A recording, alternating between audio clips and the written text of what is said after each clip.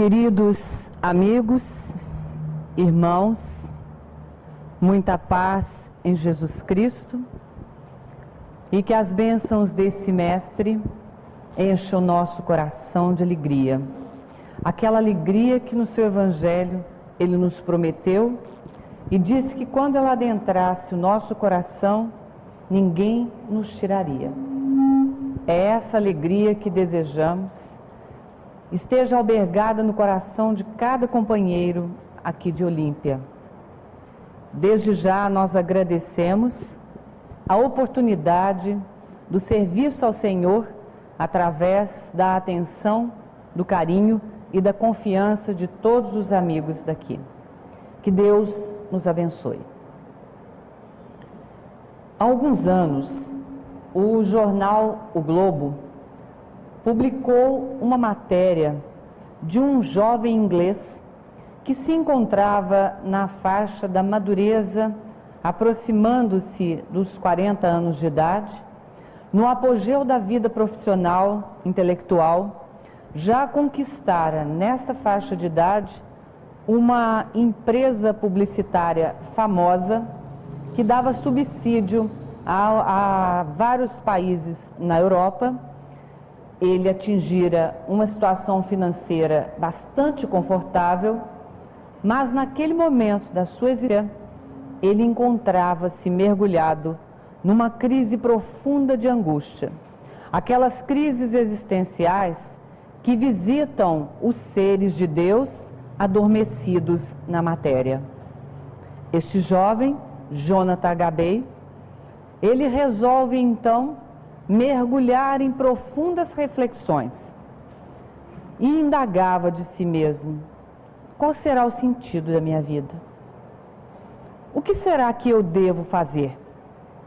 Eu sou jovem, tenho boa família, tenho boa situação financeira, atingi o ápice que um empresário da minha idade pode atingir, e agora? Será que a vida é só isso? Unicamente isso? E ele encontrava-se imensamente infeliz, muito embora fosse portador de muitas concessões e de uma vida extremamente confortável.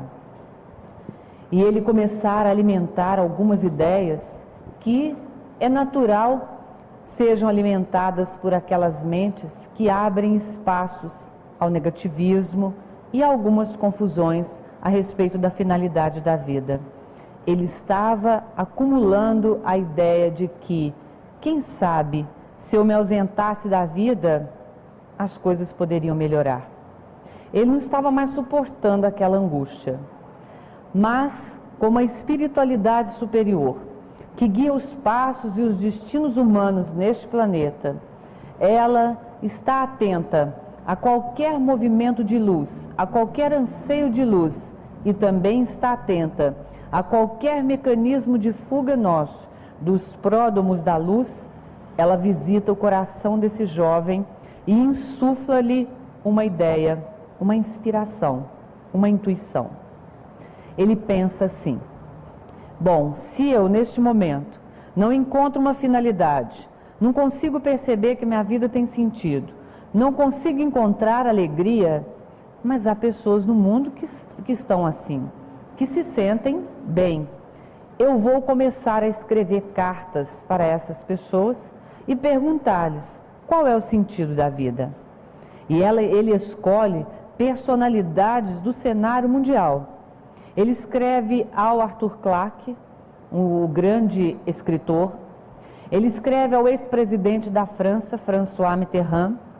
Escreve ao ex-presidente da Hungria, Harpagones, ao Dalai Lama, no Tibete, ao físico Stephen Hawking e a grandes personalidades, num total de 140 nomes mundialmente conhecidos. E ele escrevia a carta e dizia: eu quero que você me responda esta pergunta: qual é o sentido da vida? E ele aguardava, não muito otimista, e disse: será que, por exemplo, Dalai Lama me responderá? O físico Stephen Hawking, será que ele reservará algum tempo para responder esta carta? Em uma semana, nada de resposta. A sua crise de angústia, ela havia cedido um pouco em virtude da expectativa das respostas, e ao cabo de uma semana ele começa a mergulhar novamente naquele poço de tristeza e naquela crise existencial. Até que, passado 2 dias mais, a sua caixa de correios começa a ser visitada por selos de outros países. E ele recebe respostas. Ele havia escrito a muitas personalidades e ele foi recebendo respostas maravilhosas. Todos eles responderam àquele jovem rapaz inglês que estava passando por um momento difícil, um momento que pode acontecer com qualquer um de nós. Quem é que nunca se perguntou: de que vale a minha vida? Será que eu estou cumprindo a tarefa que Deus determinou que eu cumprisse aqui na Terra? Será que minha vida é útil? Tem sentido para mim, para alguém, para o contexto da vida universal? Será que nós nunca nos perguntamos, meus irmãos, qual é o sentido da nossa vida? E ele foi recebendo respostas belíssimas, e a crise existencial foi cedendo espaço a um grande movimento de alegria e de planificação. Esse jovem, Jonathan Gabay, selecionou as melhores respostas e publicou um livro que foi best-seller na Inglaterra. E o livro, O Sentido da Vida. O livro lhe rendeu muito dinheiro, dinheiro que ele converteu em programas, em obras, em campanhas em favor da vida, em favor da sociedade, em favor da alegria das pessoas. E aí eu quero fazer agora com vocês, meus queridos irmãos aqui de Olímpia, um exercício. Imagine se vocês chegarem em casa hoje, depois do término aqui do nosso encontro, e forem na caixa postal de vocês, e Jonathan Gabay incluiu você nesta indagação. Você escreveria a resposta de que forma? Qual é o sentido da vida para cada um de vocês? Meditem um pouco nesta pergunta. Qual é o sentido da nossa existência? Por que é que nós vivemos? O que é que move o esforço de cada um aqui nessa sucessão de eventos que compõem a vida humana? O que é que faz com que nós levantemos a cada dia e às vezes suportando pressões de todos os lados, às vezes carregando fardos pesados, angústias, familiar complicado, processos internos angustiantes, situações profissionais delicadas, solidão, desamparo, dificuldades, privações materiais, angústias. O que é que faz com que nós vivamos? Superando cada dia e enfrentando cada dia aquilo que a vida nos pede enfrentar. Qual é o sentido da nossa existência? O amor e a fé. Essa seria a resposta da nossa companheira. Acredito que a resposta que cada um buscou nesse momento, e eu posso falar isto, porque isto é um processo intuitivo quando nós buscamos respostas às questões essenciais do nosso viver, aquilo que cada um encontrou de resposta foi uma busca sincera do coração de cada um de sintonizar-se com a divindade e os propósitos de Deus para nós. Cada um planifica a sua existência no modelo que mais lhe convém, no modelo que mais lhe dita experiências fortes, experiências necessárias. E esta planificação, ela varia de pessoa para pessoa. A maioria das pessoas que estão na Terra, respirando os ares deste planeta e tentando tirar da experiência planetária o melhor para si mesmos, a maioria das pessoas faz a sua planificação baseada na horizontalidade da vida. Baseada naqueles aspectos de como eu vou crescer, como eu vou me desenvolver, que títulos eu vou obter, o que eu vou estudar, onde eu vou morar, com quem vou me casar, como vou sustentar minha família, como desenvolverei minha inteligência através do exercício profissional. Cada um de nós vai planificando o seu viver. E isto é bem variado. Quando nós fazemos uma planificação divergente, diferente da planificação que nós fizemos antes de reencarnar, nós temos dois caminhos. Ou esquecer do planejado e começar cada vez mais a sofisticar a nossa planificação, porque nós não encontramos alegria, queremos então cada vez mais nos planificar da horizontalidade da vida, ou mergulhamos em frustração. Ficamos frustrados por não conseguirmos obter da vida o sucesso, a alegria, o bem-estar e o conforto que nós desejamos. A nossa planificação reencarnatória, ela é uma planificação delicada, delicadíssima. E isso implica estudos sérios na espiritualidade antes de nós assumirmos o corpo físico. Nós vamos herdando de nós mesmos aquilo que pode ser favorável a uma existência no corpo carnal.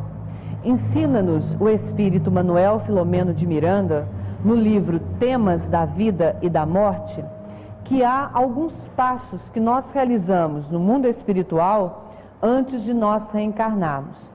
E que estes passos, muito embora eles possam variar em virtude da característica espiritual das almas, não valendo, por exemplo, para almas bem inferiores e nem para almas muito elevadas, mas que essa planificação era mais ou menos comum às almas medianas, aquelas almas que já não querem mais ceder aos arrastamentos da matéria, da ferocidade, da sensualidade, mas também não têm impulsos tão fortes de espiritualidade a ponto de se desprenderem e se desapegarem dos liames terrenos. Portanto, somos nós, a grande massa humana que transita no planeta buscando Deus, mas atendendo ainda a interesses próprios. Esta é o que nos caracteriza, isso é o que nos caracteriza. A planificação proposta por Manuel Filomeno de Miranda é, primeiro item, requerimento. Todos nós fizemos um requerimento, um pedido, uma solicitação no mundo espiritual para reencarnar. Gostaria de novamente mergulhar no plano da Terra e viver as lindas e preciosas experiências que esse planeta pode me proporcionar. Segundo passo, os benfeitores espirituais, os técnicos da reencarnação, vão analisar o nosso pedido, vão receber o nosso requerimento e estudar as possibilidades. Até que o terceiro passo, então, é a fase de seleção. Análise do requerimento, reúnem-se então os grupos espirituais e vamos nos aprimorar. Vamos adquirir experiência fora da matéria, que depois nos garantirá o sucesso quando na matéria estivermos. Aí nós vamos fazer cursos, vamos ouvir palestras, vamos nos ingressar em todo o programa de capacitação que a vida espiritual, a dimensão espiritual oferece a todos nós, para que, ao mergulharmos na matéria, nós mergulhemos de uma bagagem sólida, preparados. Quarto passo é a fase de seleção. Aqueles que se saem bem nos cursos, no mundo espiritual, estes vão para a novas preparações. E aqueles que não se saem bem, eles têm que retornar ao ponto onde se encontravam, porque a espiritualidade superior não deixa que reencarne na Terra. Estamos falando aqui em termos gerais, certo? Porque a planificação é variada, mas estamos falando em termos gerais, para os espíritos de mediana evolução.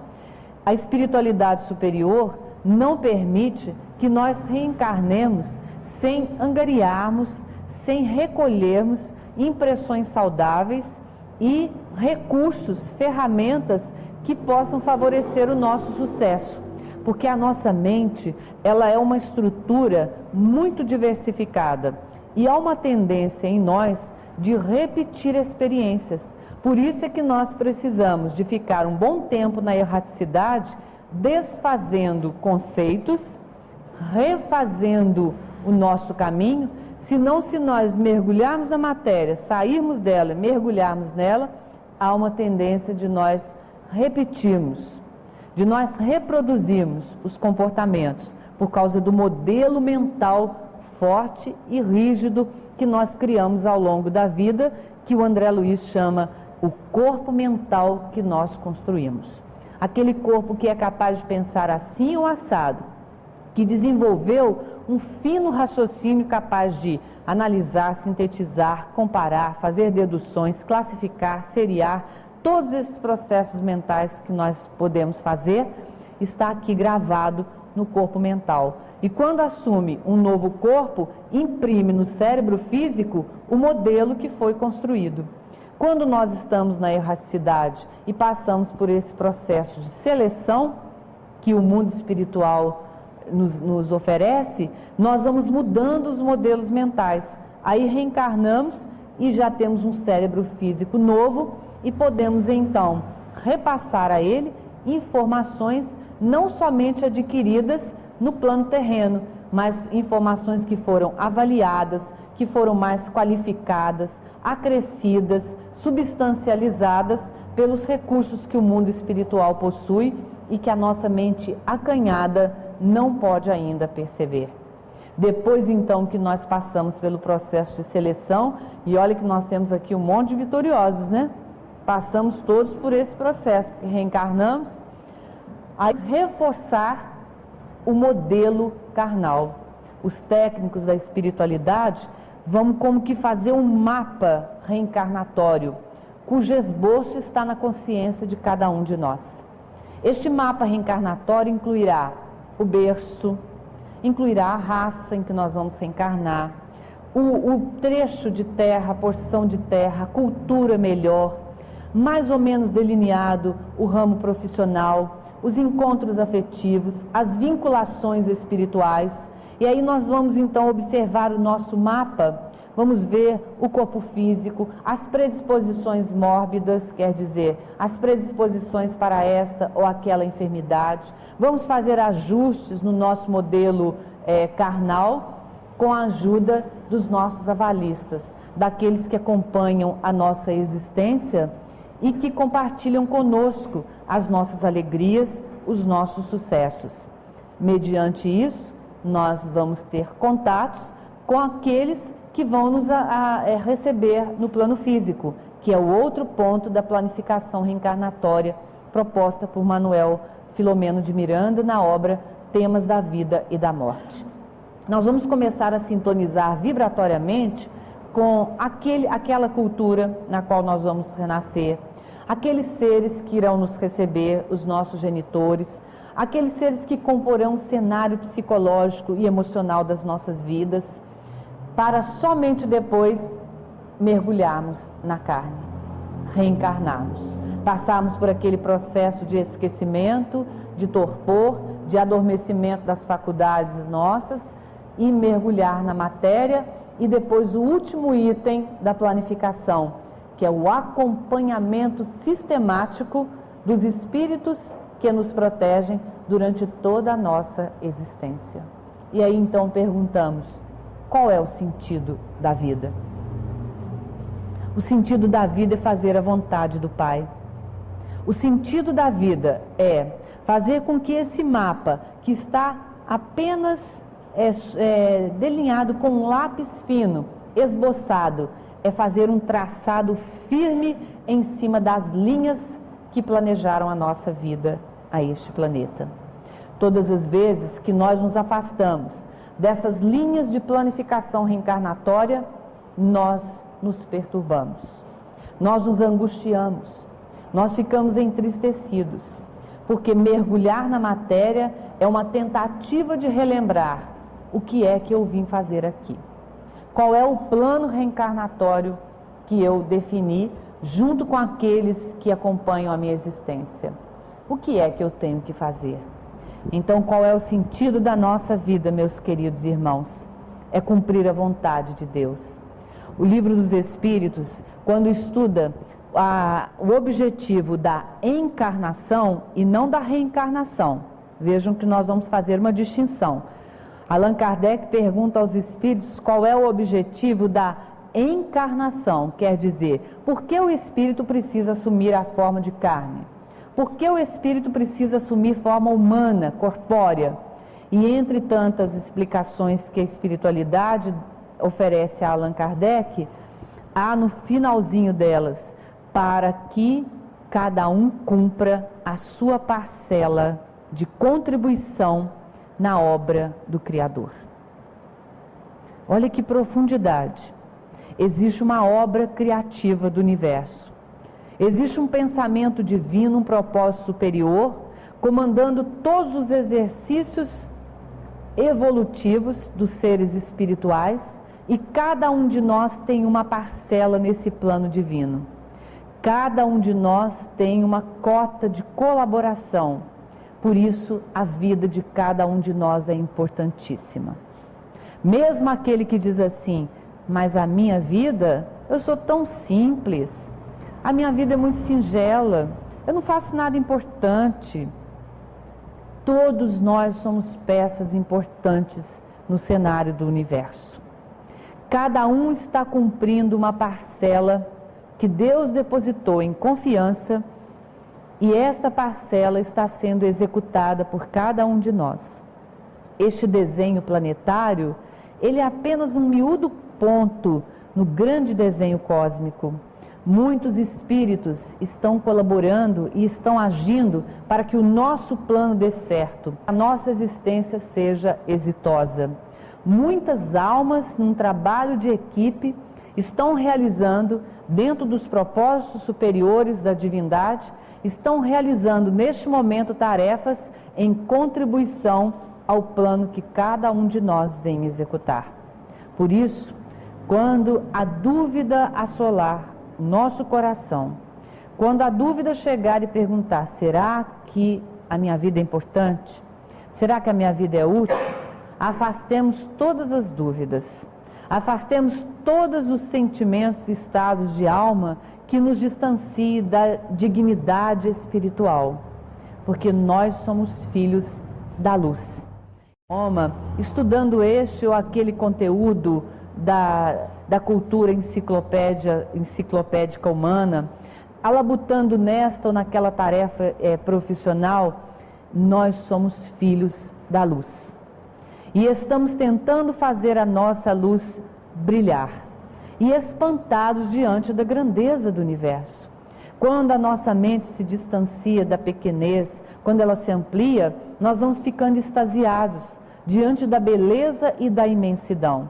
Para nos posicionarmos apenas no contexto da construção dos astros, das formas físicas do nosso mundo, nós vamos observando que, por exemplo, o Sol é 1.300.000 vezes maior do que a Terra.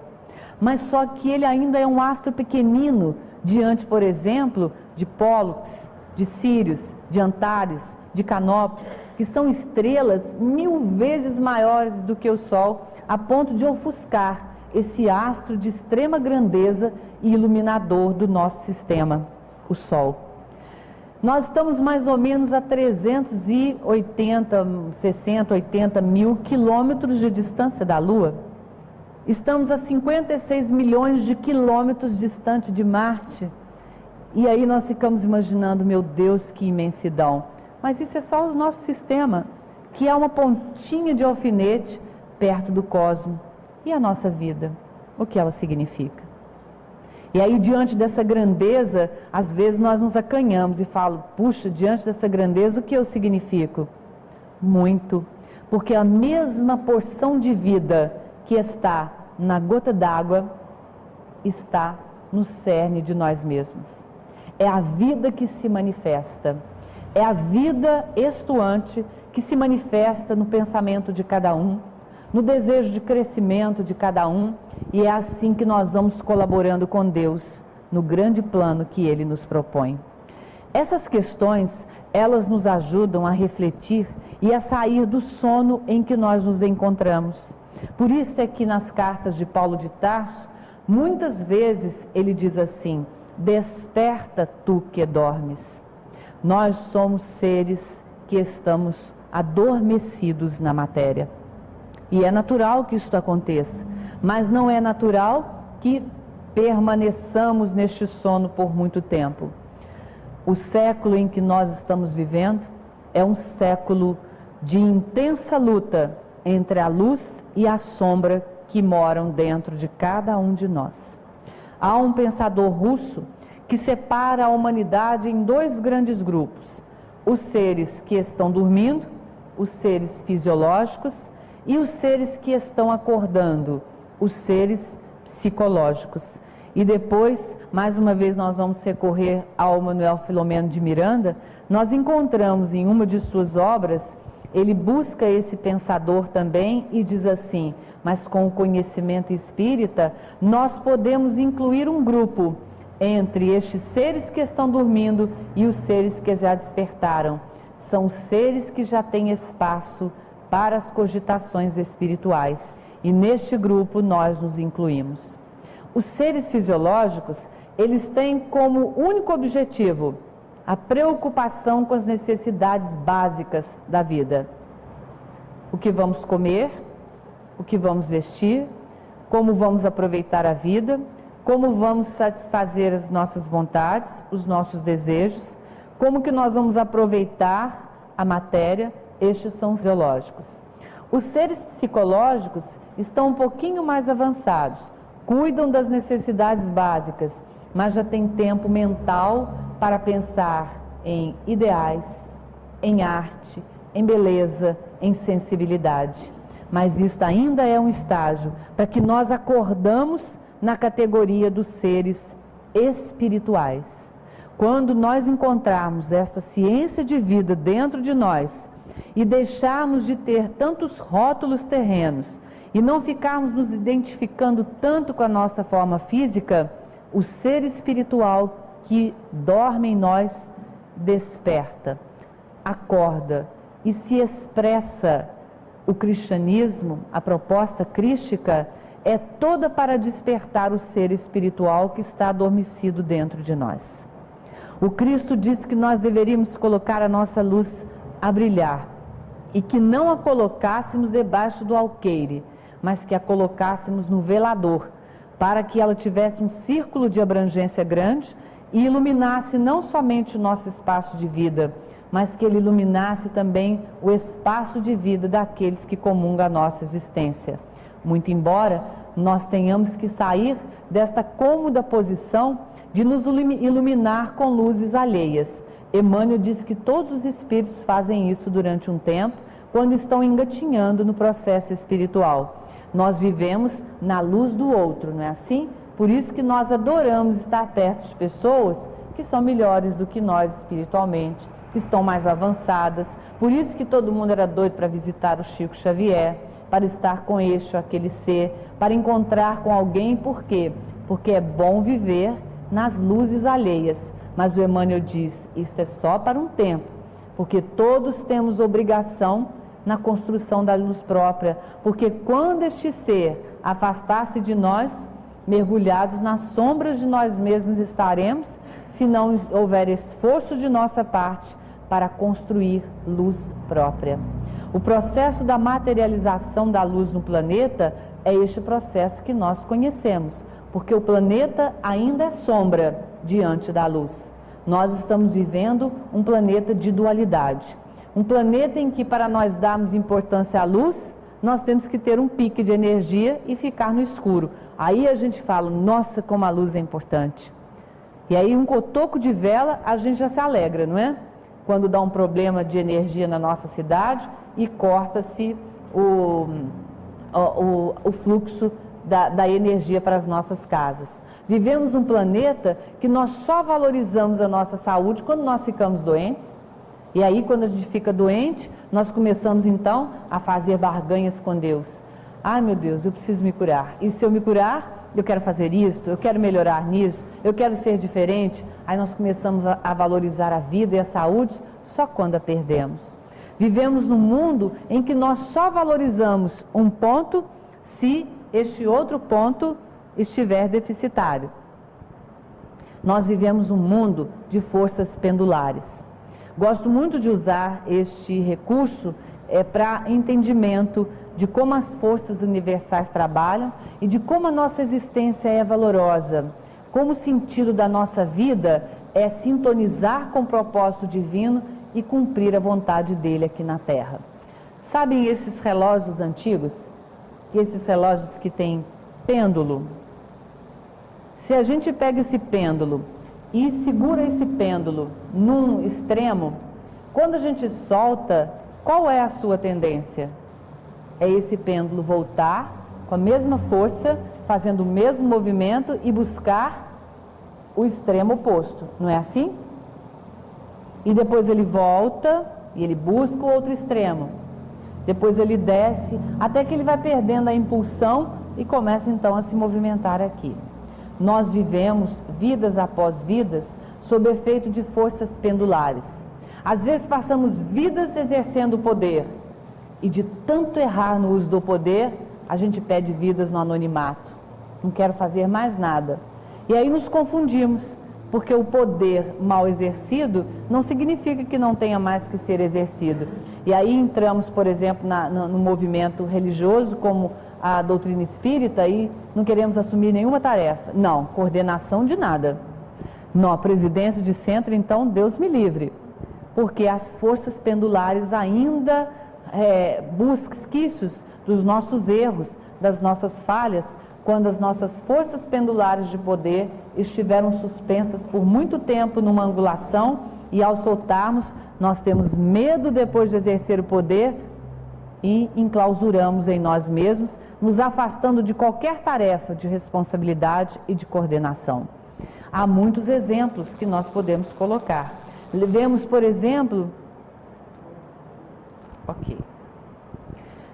exemplo, no uso das nossas faculdades intelectivas, no uso da inteligência, colocamos vidas em vidas, o pêndulo no extremo, depois nós solicitamos uma vida num corpo com deficiência mental, para que haja um equilíbrio, até que então nós nos encontremos na posição em que nós estamos hoje.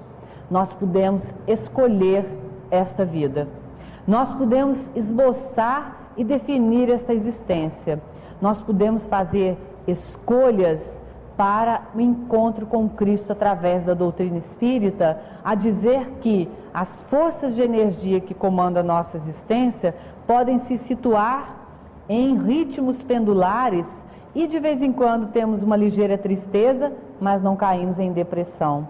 Sentimos as alegrias da vida, mas não precisamos ficar eufóricos. Sentimos um certo prazer em algum benefício material, mas não precisamos ficar sensualistas.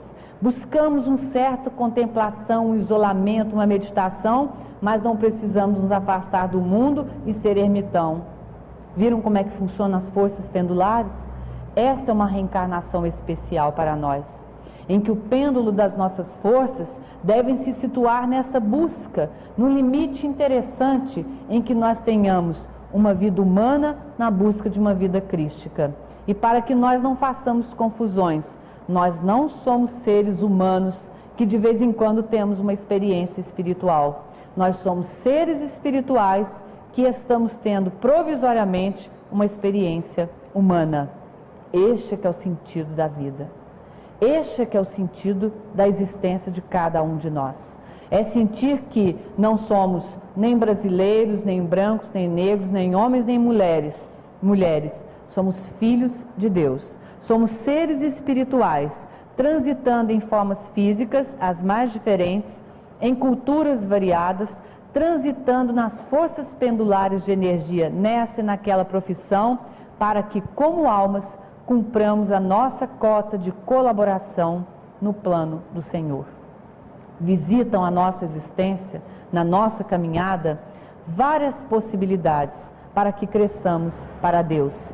Quero compartilhar com vocês nesse momento, na busca de entender o sentido da existência, que é o sentido de fazer um traçado forte nas linhas que estão delineadas e esboçadas na planificação reencarnatória que fizemos, ao invés de nos distrairmos com as formas físicas, com a forma do mundo material, eu quero compartilhar com vocês uma história de Humberto de Campos, que é muito interessante e que vai ajudar a nossa compreensão. Quando um homem, ainda jovem, desejou cometer o primeiro desatino, e vejam bem, nesta lição do irmão X, nós vamos observar, visitando a nossa existência, em vários trechos do caminho, virtudes e convites muito interessantes. Visitou o nosso companheiro, primeiramente, bem jovenzinho, quando ele queria cometer o primeiro desatino, o bom senso. Visitou-lhe e disse assim: detém-te, por que confias ao mal? E o jovem então respondeu: eu quero. Passando mais tarde a condição de perdulário e gastador de todos os recursos que a planificação da sua existência lhe dera, como recursos para a sobrevivência e auxílio à coletividade, visitou-lhe a ponderação e disse assim: por que te consagras deste modo ao gasto inconsequente? Acaso pensas que os recursos amoedados que lhe foram confiados seriam apenas para atender os teus desejos? A ponderação então lhe indaga e ele responde: eu posso. Vejam só como nós nos comportamos como crianças espirituais. A maneira das crianças mesmo. Quando nós somos pequenininhos, a primeira coisa que a gente fala para a mãe e para o pai: mas eu quero. E a mãe fala: mas não pode, meu filho, não pode. Mãe, mas eu quero. Depois a gente entra naquela fase em que eu sou poderoso, tudo eu posso. E nós vamos repetindo essas fases da nossa infância durante as nossas reencarnações, porque nós estamos saindo da infância espiritual como almas. Mais tarde, usando as pessoas a serviço da sua insatisfação, este homem recebe a visita da humildade.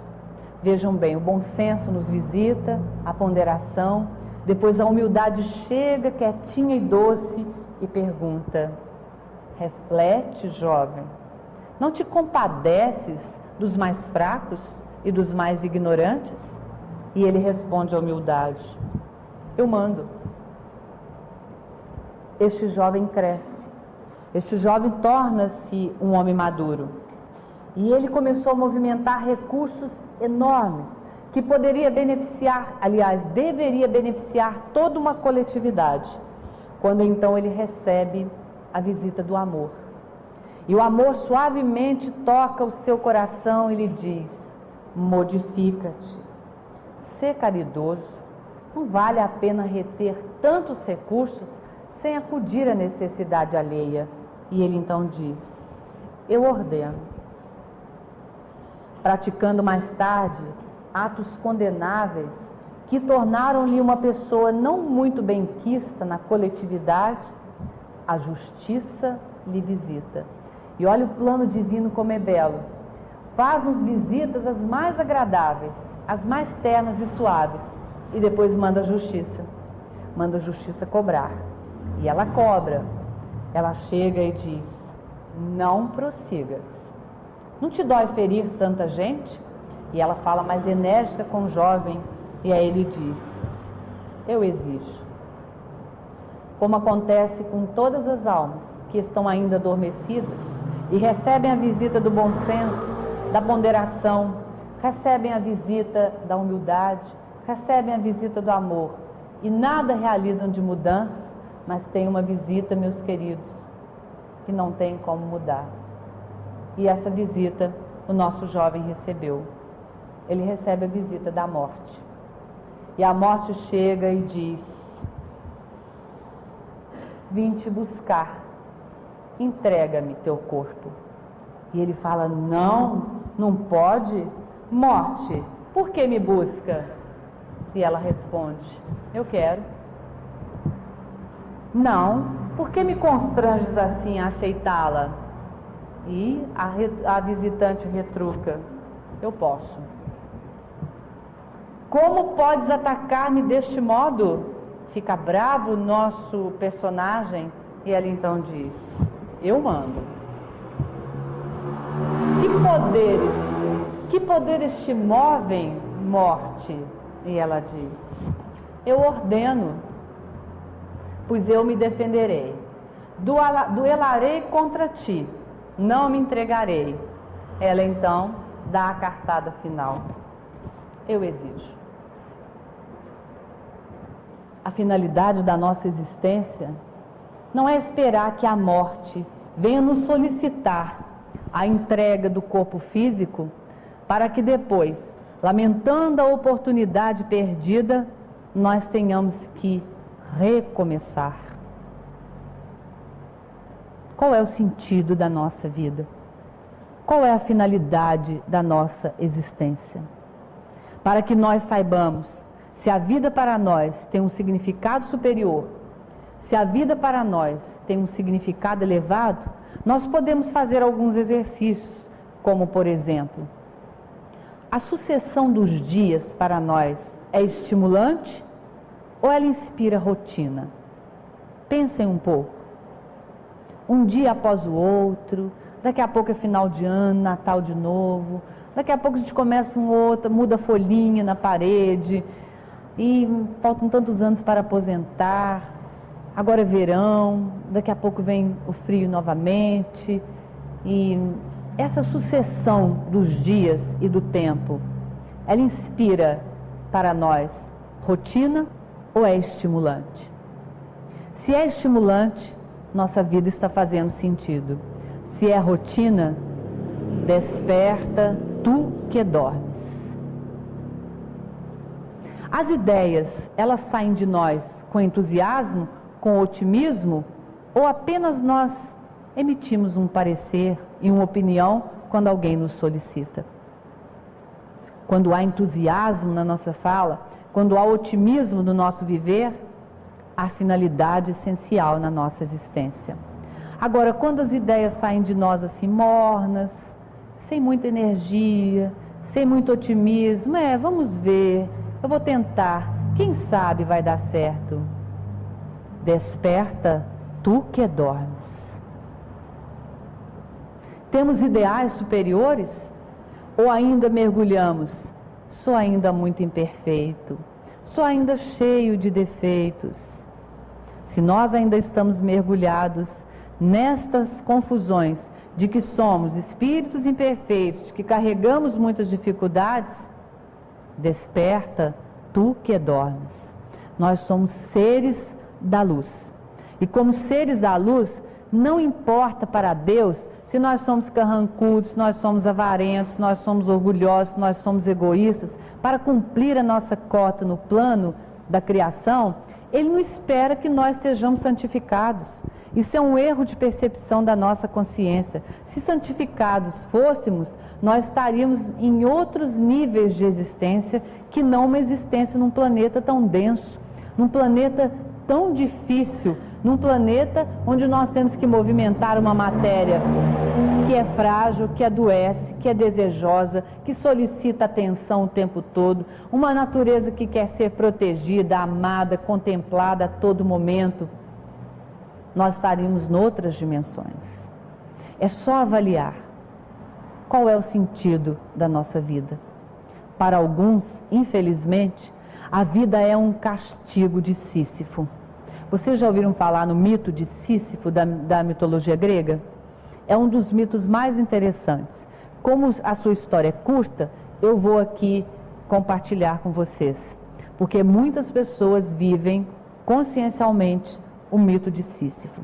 Sísifo era o rei de Corinto e um deus muito respeitado. Mas ele era esperto demais da conta. E ele era assim, ele entrava numa enrascada, para sair daquela enrascada ele arrumava outra. Ele sempre se saía bem de tudo, mas para se sair bem de uma situação, ele se envolvia numa confusão qualquer. Ele precisava de água nas suas terras. E o rei Ásopo, que era o rei dos rios e das nascentes, ele estava muito triste, porque sua filha Egina havia sido raptada por Zeus, o deus dos deuses. Aí o que Sísifo fez? Chegou e disse: Ásopo, eu sei onde está sua filha. mas para lhe dizer, você tem que me dar depois uma nascente para as minhas terras. O rei dos rios topou, deu a nascente e ele passa então a informação: Zeus a raptou. Bom, Sísifo resolveu o problema das suas terras áridas, mas criou grande confusão com Zeus, que quando soube que havia sido, que a informação havia sido passada por Sísifo, busca a morte e fala: eu quero Sísifo, vá e busque. Quando a morte chega, Sísifo, todo espertalhão, logo que percebe a sua chegada, começou a lhe fazer elogios. Nossa, mas eu nunca a vi tão bonita como hoje. E ela começou a ficar toda vaidosa. E ele então foi cheio de encantos para com a morte e diz: olha, você está tão linda que eu tenho aqui um colar precioso, que só mesmo um pescoço tão lindo para carregá-lo, sustentá-lo. Deixe-me colocar. E a morte, invadida pela vaidade, deixa que Sísifo coloque-lhe o colar, que na verdade não era um colar, era uma coleira. Ele amarra a morte e engana a morte e continua a viver. Resolve o seu problema com Zeus, mas cria casos com o rei Hades, com Deus Hades e com o Deus Ares. Porque Deus Hades, aliás, o Deus Hades, ele cuidava daqueles que morriam. Como não estava morrendo mais ninguém, que a morte estava presa, ele estava sem serviço. E o Deus Ares, que era o Deus da guerra, não conseguia finalizar batalha nenhuma, porque ninguém morria. Então eles criaram um demendo e foram reclamar. Sabendo então que ele havia prendido a morte, Sísifo mais uma vez fica preocupado e o próprio Hades vai buscar Sísifo para que ele habite os infernos gregos. E Sísifo, espertalhão, antes de acompanhar Hades, cochicha alguma coisa no ouvido da mulher e diz: se eu partir, não sepulte meu corpo. E lá ele vai com Hades. A hora que chega lá no local comandado, ele passa alguns dias e logo tenta enganar Hades e diz: olha, eu acho uma desonra, uma falta de dignidade, um ser como eu, um Deus como eu, ter o seu corpo ainda insepulto. Você acredita que minha esposa não sepultou meu corpo até hoje? Então eu quero licença de alguns dias para voltar à terra e pedir que ela sepulte. O Deus Hades permitiu que ele fosse. E aí ele engana pela segunda vez a morte. Ele desce e não volta mais para os campos dos Hades. Só que um dia a morte chega. E ele foi vivendo e chegou o final da sua existência e ele teve que realmente partir. Quando ele chega no Hades, o castigo já estava pronto.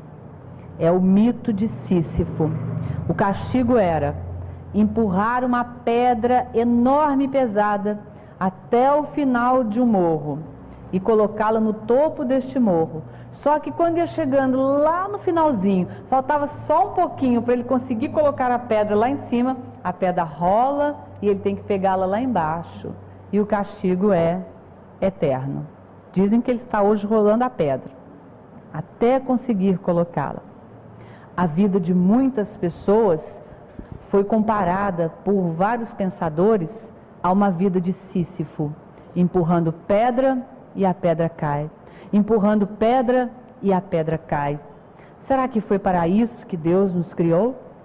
Será que foi para isso que Ele permitiu que nós entrássemos na cápsula humana para que nós empurrássemos pedra e a nossa vida fosse uma sucessão de eventos sem nenhuma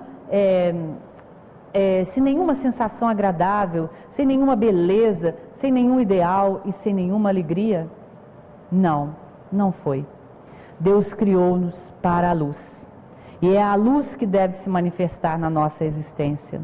Deus nos criou para que todas as manhãs nós abríssemos os olhos ao esplendor da vida e disséssemos: Senhor, que bênção é eu viver. Não importa se a nossa vida tenha dificuldade, porque a dificuldade é dos planetas que envolvem almas como nós. Não importa tanto se nós temos um corpo cansado, um corpo dolorido, importa que nós somos luz.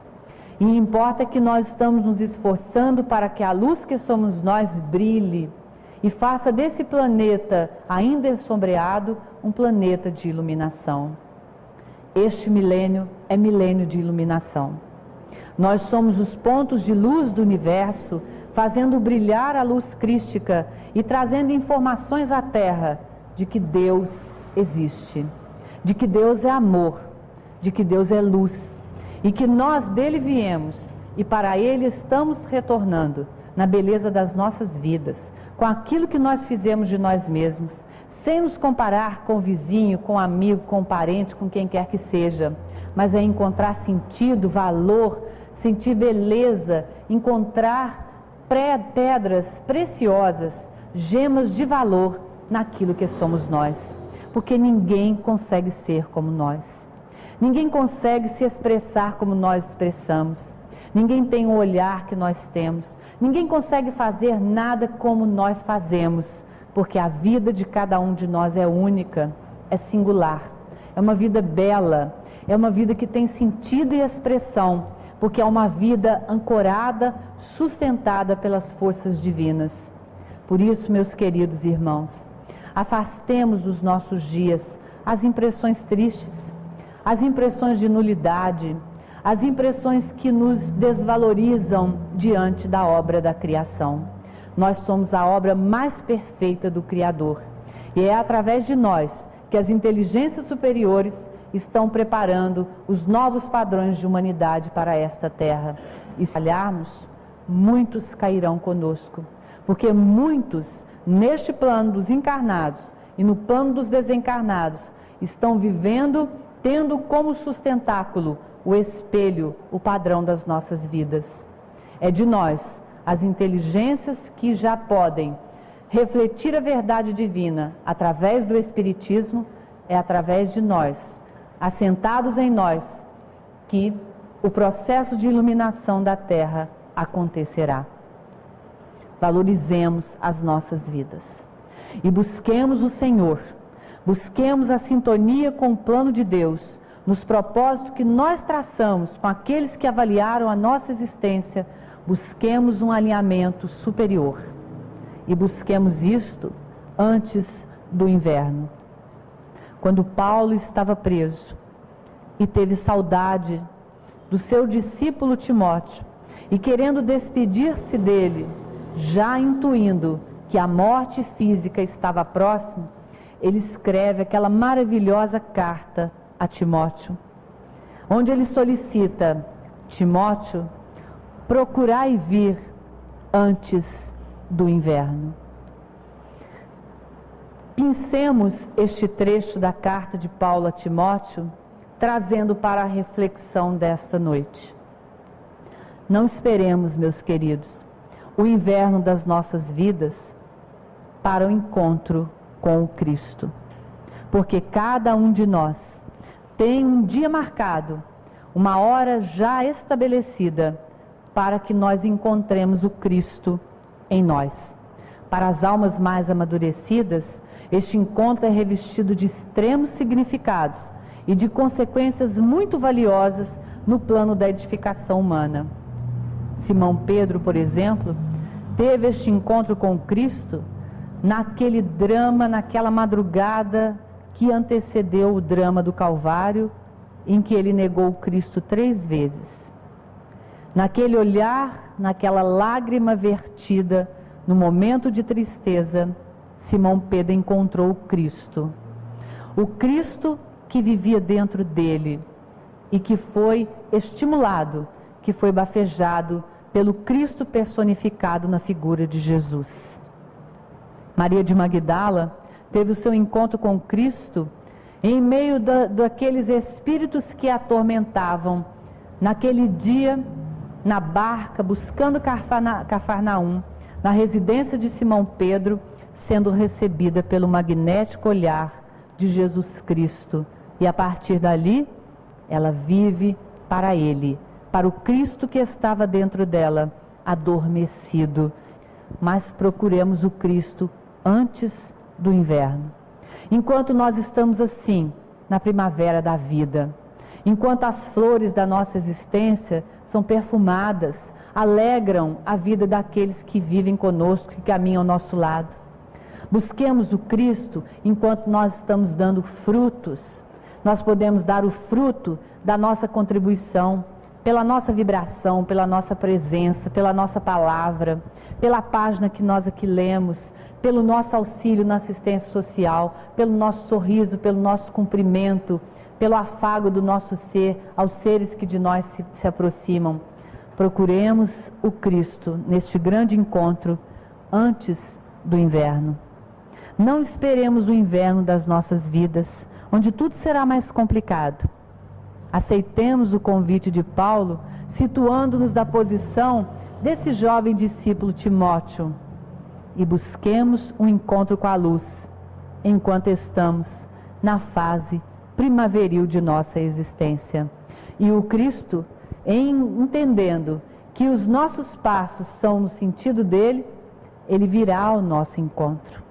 Ele estenderá as mãos para nós e ele dirá: bendito que venha, Filho de Deus. E ele não nos indagará: você já eliminou o orgulho? Já acabou com seus defeitos?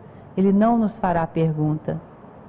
Ele simplesmente acolherá o nosso impulso de crescimento, porque nós já entendemos que há um sentido para as nossas vidas, que viver é a experiência mais valiosa.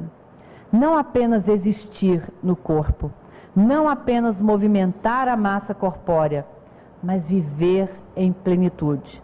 Viver aquela vida abundante que o Cristo nos ofertou quando aqui na terra esteve. É esta vida abundante que nós desejamos, queridos companheiros de Olímpia, que ela seja aqui, espalhada, irradiada, que ela seja experimentada pelos nossos corações, para que nós também louvemos o nosso viver e cantemos com Paulo de Tarso: já não mais sou eu quem vivo, mas é o Cristo que vive em mim. Paz em Jesus, bênçãos para a vida de todos nós aqui, hoje e eternamente.